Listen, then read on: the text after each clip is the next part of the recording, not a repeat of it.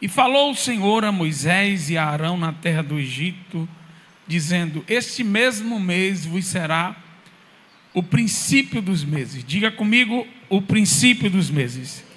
Mais uma vez, o princípio dos meses. Este vos será o primeiro dos meses do ano. Falai a toda a congregação de Israel, dizendo: aos 10 deste mês, tome cada um para si um cordeiro, segundo as casas dos pais, um cordeiro para cada família. Mas se a família for pequena para um cordeiro, então tome um só com seu vizinho perto de sua casa, conforme o número das almas. Cada um conforme ao seu comer, fareis a conta conforme ao cordeiro.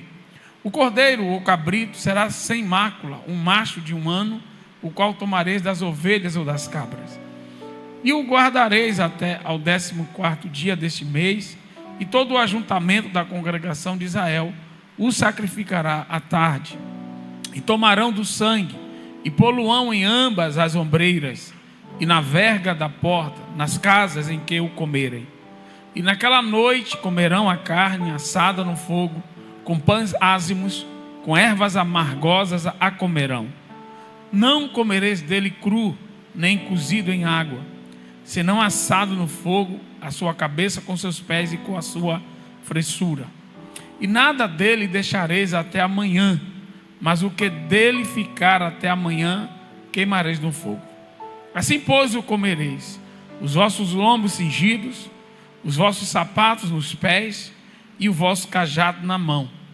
E o comereis apressadamente. Esta é a Páscoa do Senhor.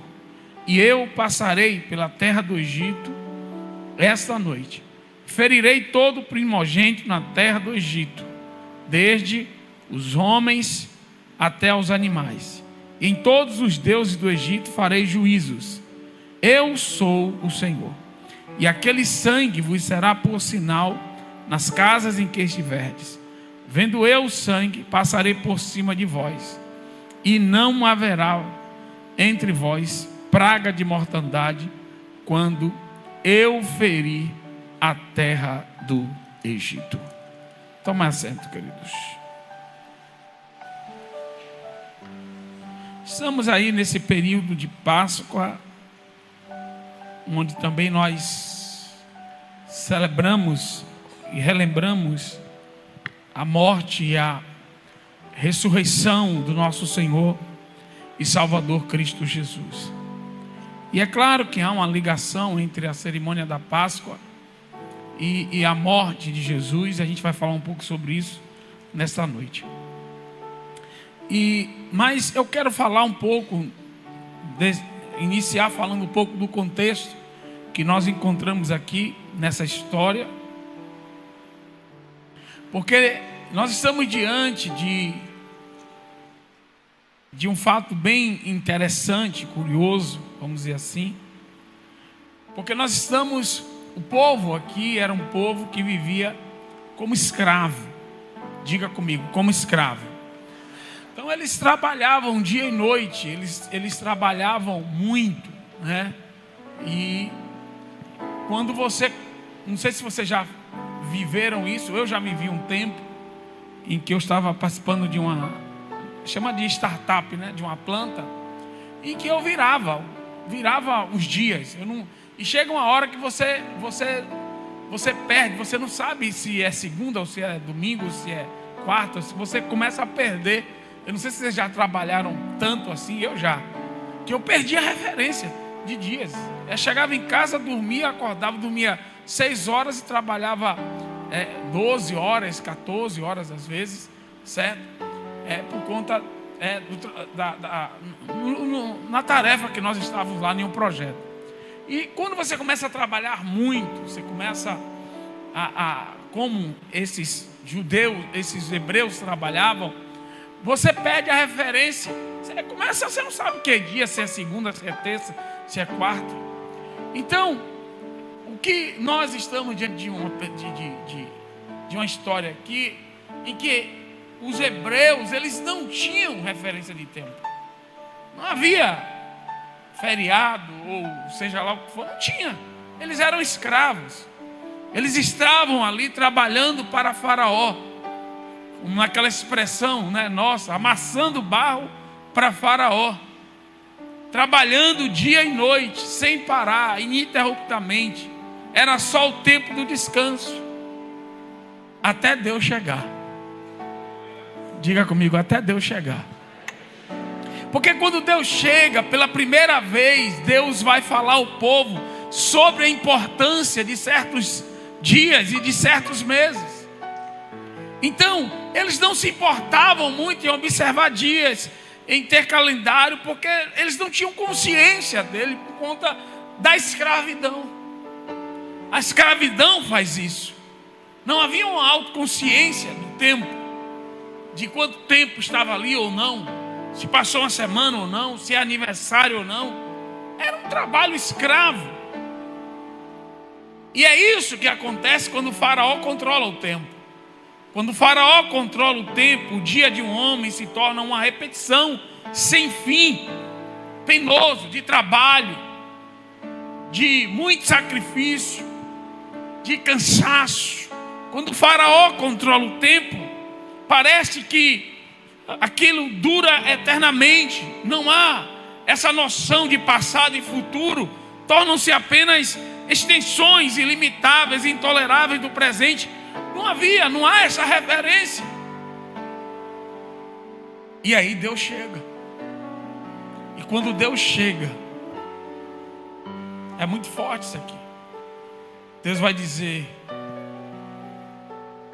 que este mês vos será o princípio dos meses. Deus assume o calendário da vida daquele povo. Deus disse: o seu calendário, a vida de vocês, os meses, os tempos agora estão nas minhas mãos. Quem está me entendendo aqui?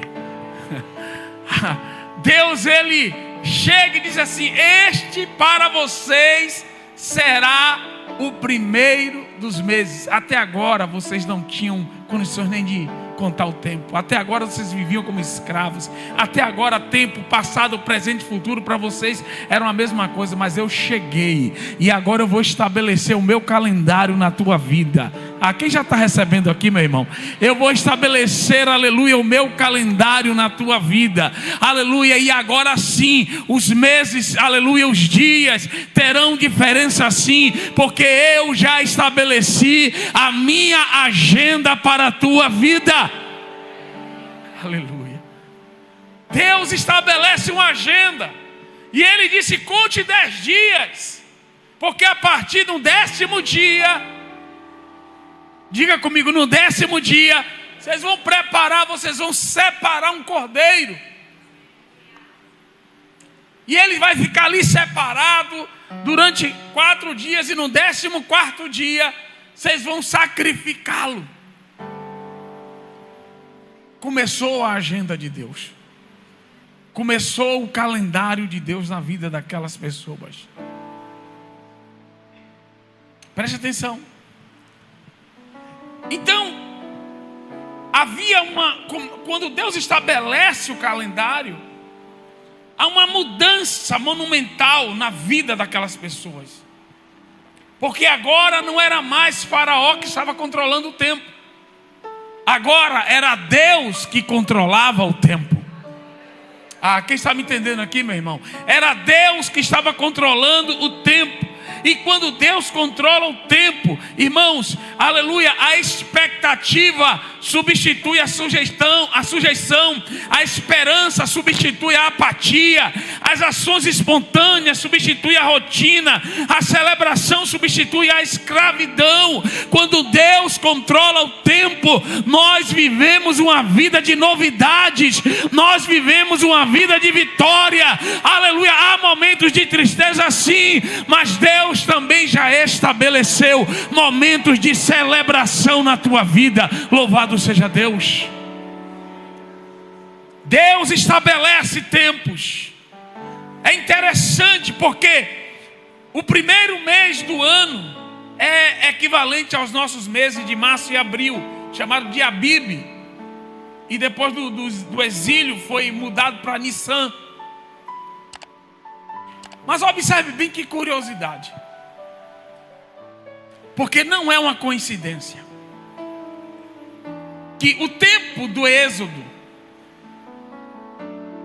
e o tempo do exílio ocorrido muito depois, lá no período de Esdras, eles aconteceram no mesmo mês. Deixa eu explicar aqui. Quando Deus tira o povo do Egito e Deus tira o povo da Babilônia, ocorre a retirada do povo do Egito e a retirada do povo da Babilônia ocorrem no mesmo mês. Quando Deus tira o povo dos dois cativeiros, ocorre no mesmo mês. É Deus dizendo: agora eu começo o meu calendário. Agora você começa a viver dentro da minha agenda. Aleluia. Então você tem que celebrar esse tempo de Páscoa. Aleluia, porque é um tempo profético. É um tempo em que Deus está iniciando ciclos novos. Quem está me entendendo aqui? É um tempo em que Deus, aleluia, inicia coisas novas. É um tempo que Deus quebra cativeiros. É um tempo que Deus estabelece liberdade e libertação. Aleluia. Eu não sei qual é o teu Abib, qual é o mês, o início de Deus. Eu não sei se você ainda vive uma escravidão. Aleluia. Eu não sei se você ainda vive em um exílio, mas deixa eu te dizer, se você nesta noite permitir que Deus adentre a tua vida e controle o teu tempo, hoje será o primeiro mês da tua vida. Hoje Deus começa a mudar a tua história. Deus começa a mudar hoje. Meu Deus, é interessante perguntar: quem controla o seu tempo? Você está vivendo como escravo? Trabalhando, subindo, descendo, parecendo um louco?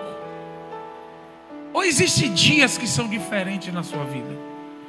Outro dia eu estava conversando com o irmão, que ele estava falando: pastor, é porque a semana começa e tal, e aí eu não me preparo, eu não consigo ir na programação da igreja. Eu disse: é porque você tem que entender que quando você chega domingo à noite, você tem que programar a sua semana e dizer assim: olha, quarta-feira tem culto, então eu vou me programar para poder estar no culto.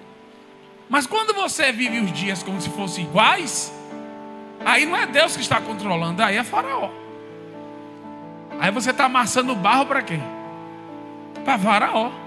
Quem está me entendendo aqui? Mas quando você entende que estar na casa do Senhor é algo precioso, quem está me entendendo aqui? Quando você entende que o domingo não é um dia comum, que a quarta-feira não é um dia comum, não é um dia qualquer, aí a coisa muda. Mas o que acontece com alguns cristãos é que eles estão agora, que quem controla o tempo deles é Faraó. E o que é Faraó? Faraó é o sistema, é o mundo. O mundo tem a agenda deles, não é Deus que tem a agenda. E aí, meu irmão, quando Deus não tem a agenda, você vive como escravo. A sua vida é cansaço, é fadiga. Você nem percebe o tempo passando. Você nem percebe, daqui a pouco, quando você menos imagina, meu Deus, acabou o ano. Acabou o ano. Acabou o mês de abril. Acabou o mês de março. Eu nem vi, eu nem percebi. Você perde a autoconsciência do calendário, do tempo, da vida.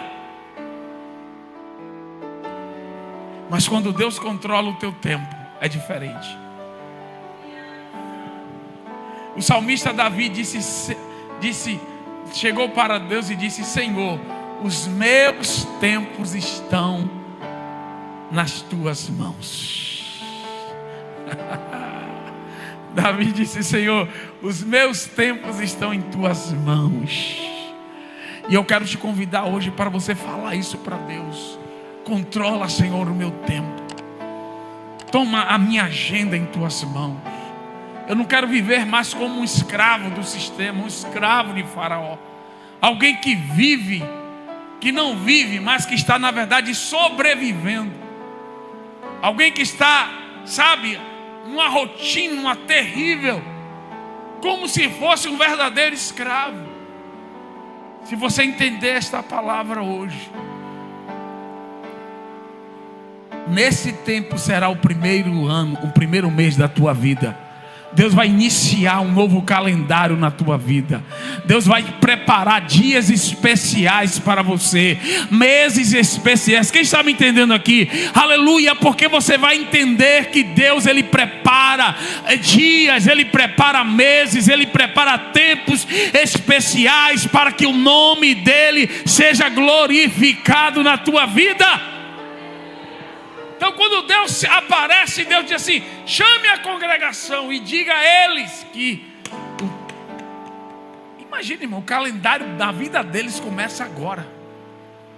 Deus zerou o calendário. Isso aqui é muito forte, irmão. É como se hoje simplesmente alguém... Isso já aconteceu na verdade, né? Ao longo da história, quando nessas agonias de arrumar o calendário, era janeiro, era abril, simplesmente por um decreto o rei disse: não, a partir de hoje é 1º de janeiro. Porque até ajustar o calendário para botar 29 meses, o ano bissexto, né? E aí era uma confusão o calendário, porque estava em janeiro, daqui a pouco estava como se fosse o outono aqui, vamos dizer assim, né? O inverno. E aí o rei ajustou o calendário. Mas Deus não é homem. Deus é Deus. Deus é atemporal. Deus, aleluia, Ele está acima do passado, do presente e do futuro. E Deus está dizendo: este mês é o primeiro mês para vocês. Agora começa, irmãos, a gente só vive quando a gente começa a caminhar com Deus. A gente começa a viver quando a nossa história está ao lado do Senhor. Aí você começa a sua vida de verdade. É por isso que a Bíblia vai dizer que nós nascemos de novo. Aleluia, porque quando você recebe o novo nascimento, aleluia, a história, seu calendário zera, porque agora você vai começar uma nova história ao lado do Senhor. É lindo demais isso. Então entenda. E aí Deus disse assim: olha, para começar esse calendário que eu tenho com vocês agora, eu tenho uma agenda com vocês. Quem crê que Deus tem uma agenda para você aqui? Quem crê que Deus tem um dia assim? Deus tem uma agenda? Eu creio. Deus já me deu provas, N provas em relação à minha vida sobre isso. Então eu creio nisso fielmente. Mas preste atenção aqui, vamos para o texto, né? Aí o Senhor vai falar à congregação de Israel. Primeiro ele disse assim: vou dizer qual é a minha agenda. Aos 10 deste mês, no dia 10, tome cada um para si um cordeiro segundo as casas dos pais, um cordeiro para cada família. E aí ele vai dizer assim: se a família for pequena, junte as famílias. E aqui começa a primeira ideia de comunhão interfamiliar. Porque até aquele momento a gente poderia falar de comunhão na unidade familiar. Mas agora a coisa se expande. Agora tem uma comunhão interfamiliar. Isso aqui é a primeira ideia de você sentar-se com seus irmãos, não de sangue, mas de fé. A ideia de sentar junto, irmãos. Eu quero que você entenda que para o judeu e biblicamente comer junto é algo que expressa comunhão de verdade. Quando você chama alguém para almoçar na sua casa, quando você sai para almoçar com alguém, prepara onde existe comida. Eu vou falar sobre isso aqui. Comida, irmãos, é adoração também, é comunhão. Então por isso que a Bíblia diz que a gente não pode se sentar no mesmo lugar. Ter comunhão é se sentar à mesa com aqueles que se dizem cristãos e não são. Você não pode comer com uma pessoa que diz que é crente e está aprontando aí que só a graça de Deus. A Bíblia diz que você não pode comer com essas pessoas. Não pode nem saudá-los. Imagine você, Novo Testamento. Isso aqui não é antigo, não, é novo. Então, por quê? Porque você não pode. Porque o ato de se sentar à mesa e de comer juntos, para os homens, é a maior expressão de comunhão que possa ter, que alguém pode ter. Você se sentar e comer. Então, quando você sente-se próximo de alguém, ou você quer mostrar para aquela pessoa que você é amigo dela, que você quer aproximação, que ela é uma pessoa importante, você chama ela para comer junto. Você se senta à mesa com ela. Isso é uma expressão de que, olha, você para mim é uma pessoa importante. E quando isso também não acontece, também manda a mesma resposta, né? Você não é importante. Quem está me entendendo aqui? Então, o se sentar junto é uma expressão de comunhão. E isso, irmãos, fica muito claro a partir desse texto. E aí Deus vai estabelecer um cerimonial. Diga comigo, o modo de Deus. Quando eu olho para esse texto, e que eu olho a riqueza de detalhes desse texto, cai por terra essa ideia de que você adora, eu adoro a Deus do meu jeito, eu faço do meu jeito. Não existe o seu jeito, existe o jeito de Deus, existe a forma de Deus. Então Deus não deixou, Deus não permitiu que você ou eu adorasse a Ele do seu jeito ou do meu jeito. Isso não é autorizado, isso não existe base.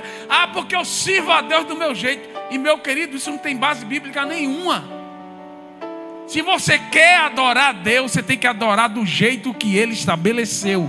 Se você quer mostrar que você é servo de Deus, você tem que servi-lo do jeito que Ele estabeleceu. Não existe o seu jeito, porque se você adora a Deus do seu jeito, você não está adorando a Deus, você está adorando a você mesmo. Preste atenção nesse texto. Vamos olhar esse texto. Isso aqui é tremendo. Olha o que Deus vai dizer. Deus disse, olha, primeiro você vai pegar o cordeiro no dia 10. Não é no dia 9. Não é no dia 11. Porque não deu tempo. Vou dar um jeitinho aqui. Não, é no dia comigo. É no dia 10. Acabou. Não, é no dia 10. Sabe? É no dia 10. Não, mas Deus conhece, Deus sabe. É que eu não deu tempo. É porque eu estava agoniado. É porque eu não me planejei de direito. Meu irmão, se vire. Se vire. Num bom baianês, né? Dê seus pulos. Diga para o irmão, é no dia 10. O que é isso, pastor, no dia 10? É que existem coisas que precisam ser feitas do jeito de Deus. Não é do seu jeito. Não é esse jeitinho brasileiro que as pessoas, não, porque dá para ajustar. Não, tem coisas que não dá para ajustar. E as coisas em relação a Deus não dá para ajustar. E aí a gente vai observar que Deus diz assim, olha, vocês vão guardar esse cordeiro até o dia 14. E vocês vão matá-lo no dia 14. No dia 14 vocês vão matar e vocês vão comê-lo. Mas não para por aí. Primeiro, o cordeiro tem que ser sem mácula. Diga comigo, sem mácula. Tem que ser macho. Não pode ser ovelha. Tem que ser cordeiro. Pastor, mas eu não arranjei o cordeiro. Tem uma ovelhinha aqui toda bonitinha. Tão bonitinha, perfeita, pastor. Mas Deus disse que tinha que ser macho. Vocês estão me entendendo aqui? Que quando Deus fala coisas para a gente, olha, meu filho, eu quero que você faça assim, você tem que fazer assim. E a gente fica querendo tratar Deus como se fosse nosso colega. A gente quer tratar Deus como se fosse nossos pais. Irmãos, Deus é Deus, Ele é o Todo-Poderoso. Você tem que ter reverência com Ele. Você tem que entender que Ele é o Deus Todo-Poderoso. Ele merece honra, Ele merece glória. Só Ele merece honra e glória. Então não queira tratar Deus do seu jeito, como se Deus fosse uma pessoa. Esse povo que trata Deus como se fosse uma pessoa, um amiguinho dele. Aí observe bem. Eu estou expandindo aqui assim, trazendo sobre a cerimônia, como Deus ele exige uma coisa. Ele diz, tem que ser assim. Então existem coisas na nossa vida que também são assim. Deus disse assim, eu quero assim. Eu quero desse jeito. Eu quero dessa forma. E não adianta você negociar. Preste atenção. Aí ele vai dizer, vamos para o texto. Vamos para o texto. Aí ele vai dizer assim, um macho de 1 ano, diga comigo, de 1 ano. Não é de 2 anos, de 3, é de 1. É de 1 ano. Deus está escolhendo a comida aqui. Deus está escolhendo a sua dieta. Deus diz, você vai comer um cordeiro, um macho, de 1 ano, sem mácula, perfeito, carne molinha, tudo certo, perfeito. 1 ano, preste atenção. Olha só, eu estou falando sobre o modo de Deus. Deus tem um modo de fazer as coisas. Então ele vai dizer assim, o qual tomará das ovelhas e das cabras, e o guardarei até o 14º dia, e todo o ajuntamento da congregação sacrificará, diga comigo, à tarde. Não é de manhã, não é ao meio-dia. Diga comigo, Deus tem o horário dele, o tempo dele. Não é. Deus tem as escolhas dele, as preferências dele. E aí às vezes Deus quer ter um relacionamento mais profundo com você. E Deus começa a te trazer para este nível, sabe, de obediência. E você não entende. E você quer que Deus, sabe, se mova mais na sua vida. E Deus está dizendo assim, meu filho, eu estou querendo isso aqui de você. Não, agora com você eu quero isso aqui. Eu quero mais oração. Eu quero que você separe tal dia para mim. Quem está me entendendo aqui? Eu quero que você deixe de fazer tal coisa, viu? Aquilo ali agora vai ser meu. Sacrifique isso aí para mim. E você não entende. Você acha que é coisa da sua cabeça às vezes. Mas Deus quer santificar. Deus quer que você sacrifique. Deus quer que Ele seja honrado na sua vida. Deus quer que Ele tenha primazia na sua vida. Quem me entende aqui nessa noite? Ele quer isso. E nós não entendemos. E às vezes a gente quer lidar, sabe? A gente perdeu essa... Alguns de nós perdemos essa piedade, essa reverência ao Deus a quem nós servimos. Mas preste atenção, vamos seguir o texto. Aí ele vai dizer,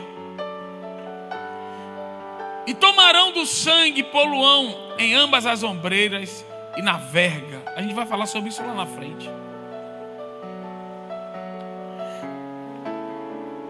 Porque havia uma praga que seria a última praga das 10, que seria as dos primogênitos.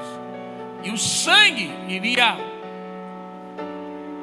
proteger, diga comigo, o sangue vai proteger quem estivesse na casa.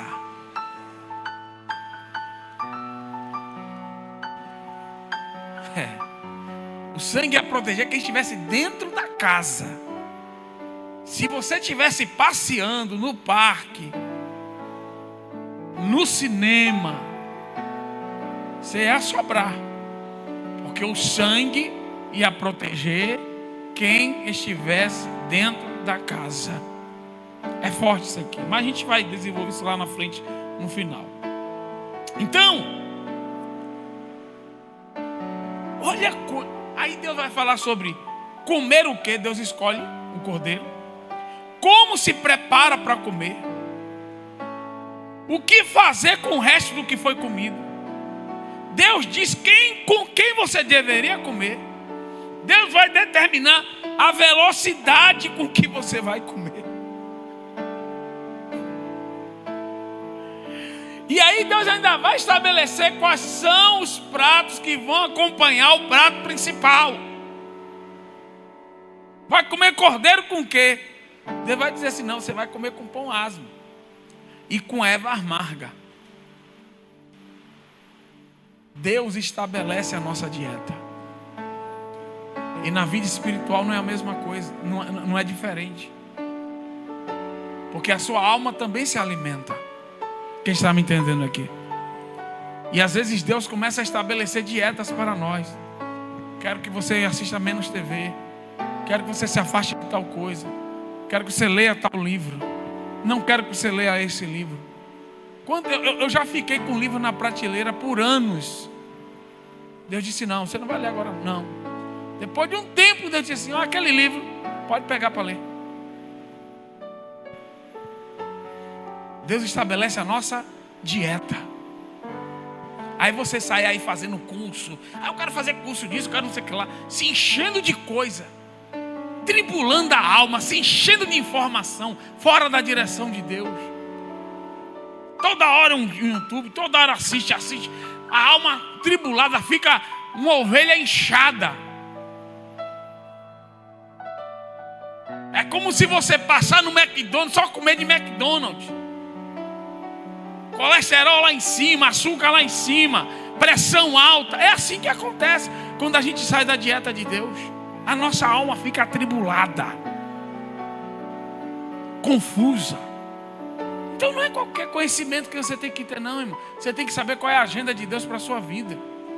Quem está me entendendo aqui? Ou por acaso, se você tem um filho, seu filho pequeno, você vai dar mocotó para ele comer? Você dá mocotó ao seu filhinho? De 1 ano? Como é? Vamos aqui.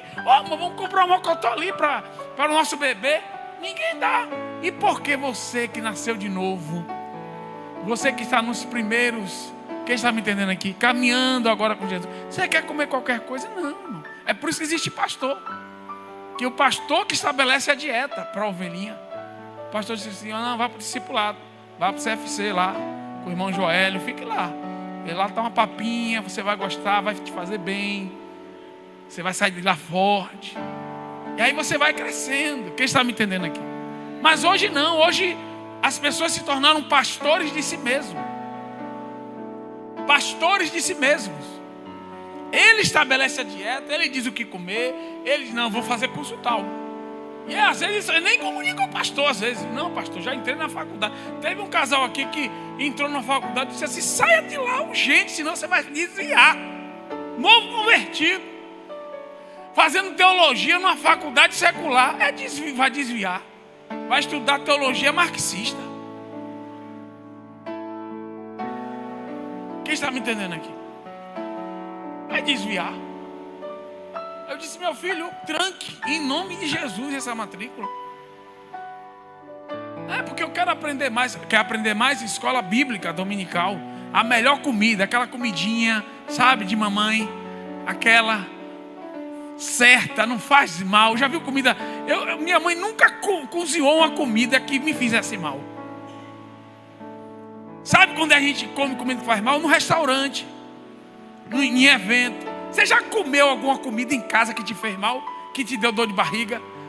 Eu nunca comi. Quem está me entendendo agora aí? Nunca comi uma comida que minha mãe preparou que me fez mal. Ih, rapaz, no outro dia todo mundo com dor de barriga em casa. Nunca aconteceu isso na minha vida. Mas vá para um evento. Viaje, vá comer a comida em um hotel. Quem está me entendendo aqui? Então deixe Deus escolher a sua dieta. Deus está dizendo aqui, vai ser cordeiro.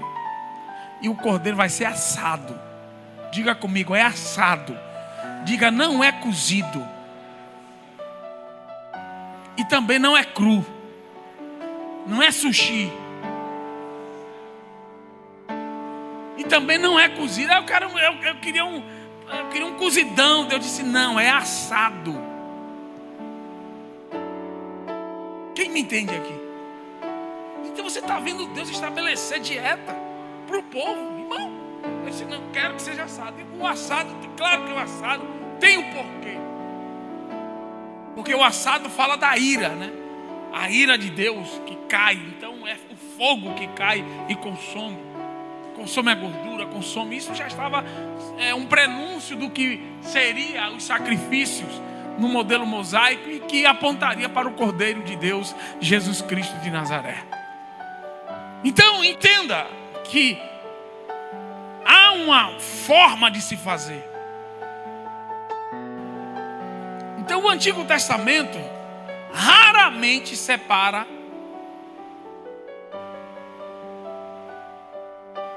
adoração de refeição. Como era o culto? O povo ia, sacrificava o cordeiro e tinha umas partes que eles sentavam para comer juntos. A gordura levava, subia para Deus e tinha umas partes que eles... Então, na celebração da Páscoa, no Antigo Testamento, cada um levava o seu cordeiro, tirava a gordura, queimava e uma parte o povo comia junto, na praça, ali no templo. Então, a comida, e hoje na Bahia a gente sabe disso, mais do que nós baianos, quem é que conhece isso mais do que nós baianos? Com os cultos de matriz africana. Mas isso não foi criado em África. Isso está na Bíblia. Está lá na Bíblia.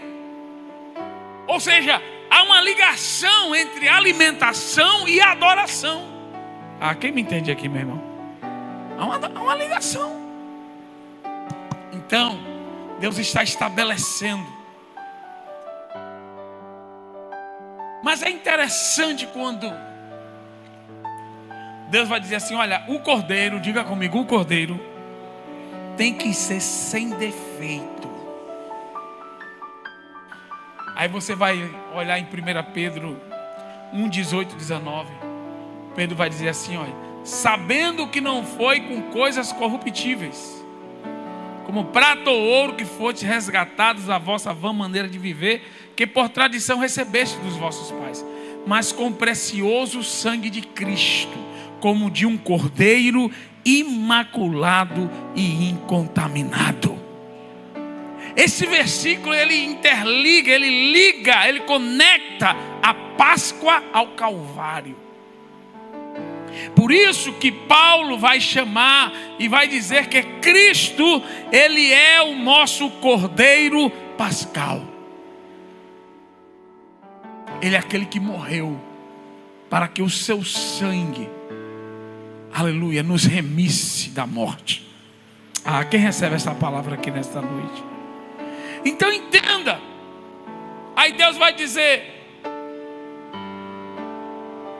vocês vão comer com pão asmo. Diga comigo, pão asmo. O que é o pão asmo? Pão sem fermento. E Paulo vai dizer que Paulo vai ligar o fermento. Vou ler aqui 1 Coríntios 5, de 7 a 8. Diz assim, purificai-vos, pois, do fermento velho, para que sejais uma nova massa, assim como estáis sem fermento, porque Cristo, nossa Páscoa, foi sacrificado por nós. Por isso façamos a festa, não com fermento velho, nem com fermento da maldade e da malícia, mas com os ázimos da sinceridade e da verdade. Então Cristo é o Cordeiro Pascual.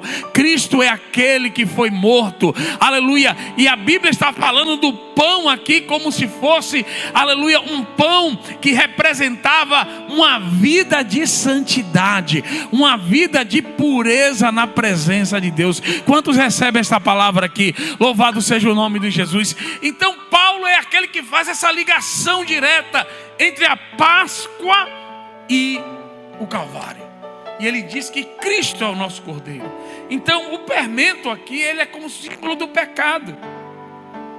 Então, fazendo essa conexão de que nós fomos salvos, né? Fomos remidos pelo sangue de Jesus. E o último integrante ali, o ingrediente num prato que estava ao lado do prato principal, eram as ervas amargas, lembrando de onde Deus nos tirou. Deus me tirou do sofrimento. Deus nos tirou da escravidão, do lamaçal do pecado. Louvado seja Deus. Então, as ervas amargas lembravam os judeus do sofrimento que eles passaram como escravos lá no mundo.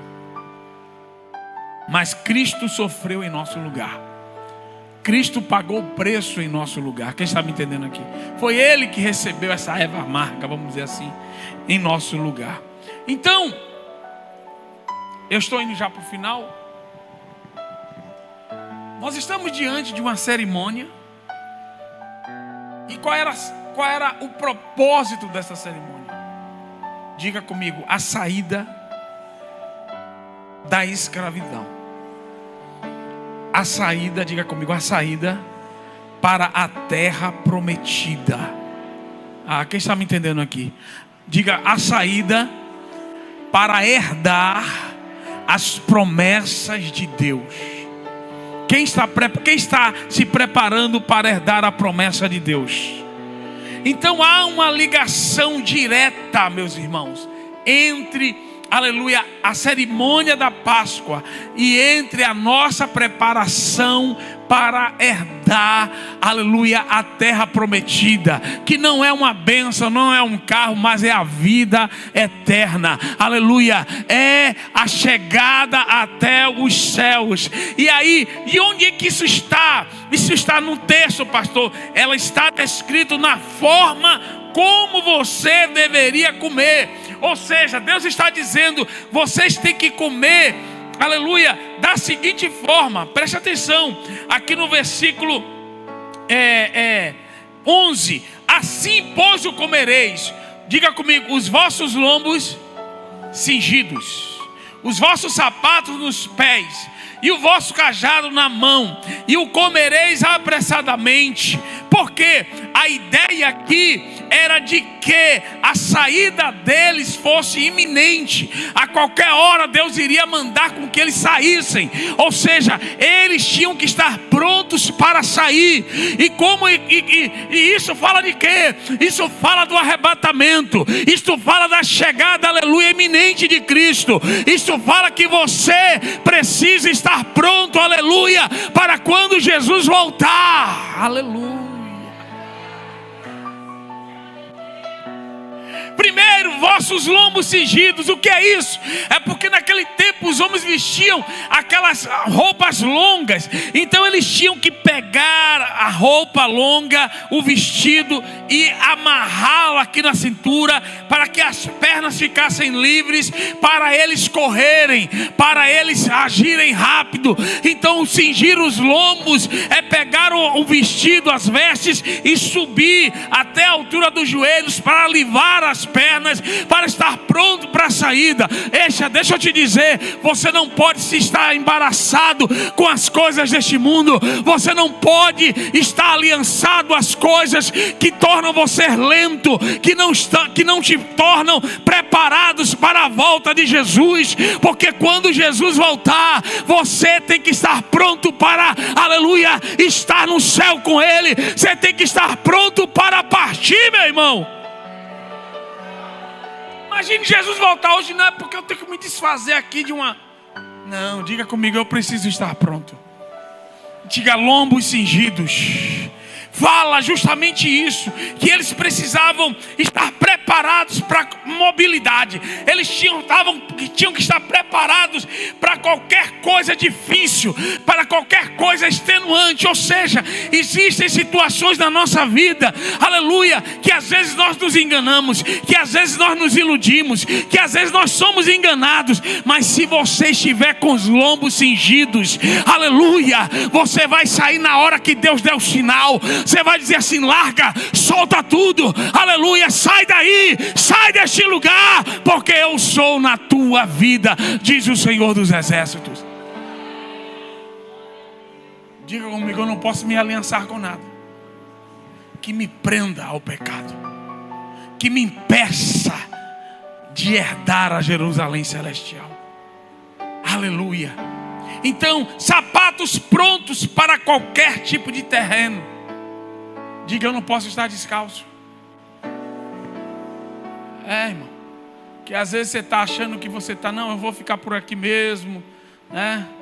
Está tranquilo. Deus está dizendo assim: se prepare para andar em qualquer tipo de terreno. Porque às vezes Deus vai te deslocar. Porque às vezes você tem que passar por terrenos difíceis. Aquele povo tinha que estar pronto para a partida. E você não pode se apegar a nada.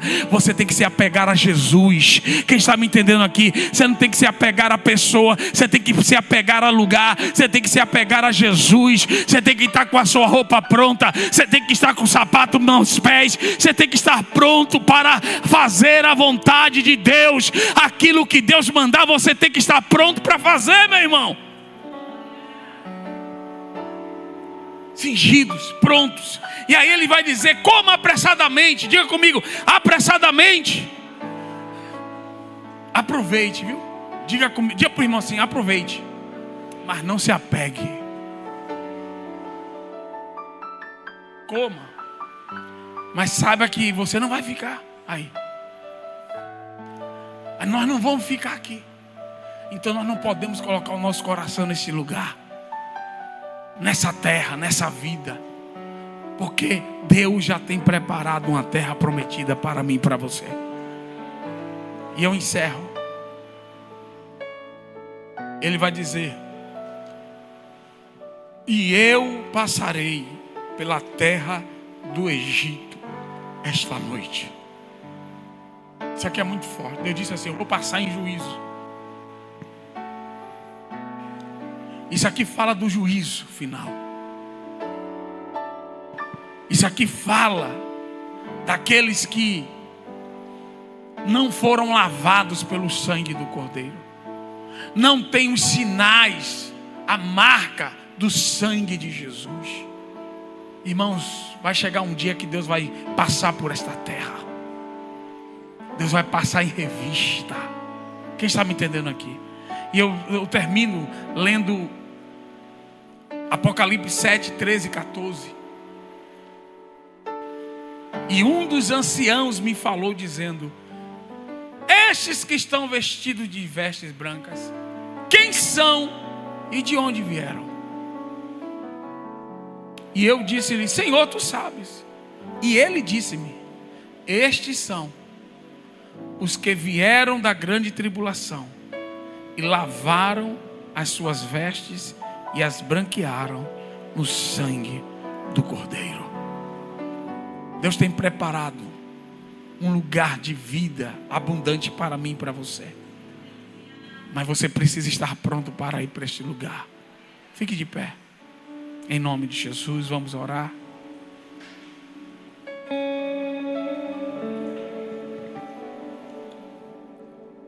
Precisamos ter a marca do sangue em nossa vida. Porque quando o juízo vier, quando os dias se findarem, é isso que vai nos diferenciar entre aqueles que vão para a vida eterna e aqueles que vão para a morte eterna. É se você tem ou não a marca. É se o sangue está ou não na sua vida. Não é nada mais, nada menos do que isso. É só isso. Quem estivesse dentro da casa, cujas ombreiras da porta estivessem manchadas de sangue, esses seriam poupados. Esses sairiam em vitória. Esses seriam preservados. Esses estariam salvos. Que nós entendamos isso nesta noite. Que a gente preserve este sangue em nós. Que a gente preserve essa fé em nós. Louvado seja Deus. Eu quero orar pela tua vida. Que a Páscoa do Senhor, chamada Jesus Cristo de Nazaré, esteja presente em você. Para que todo mal, para que todo juízo passe por cima. que é o significado da Páscoa, passar por cima. 1000 cairão ao teu lado, 10.000 à tua direita, mas você não será atingido. Vai passar por cima. O juízo vai passar por cima. A maldição vai passar por cima. Quem está me entendendo? A morte vai passar por cima. E você será preservado.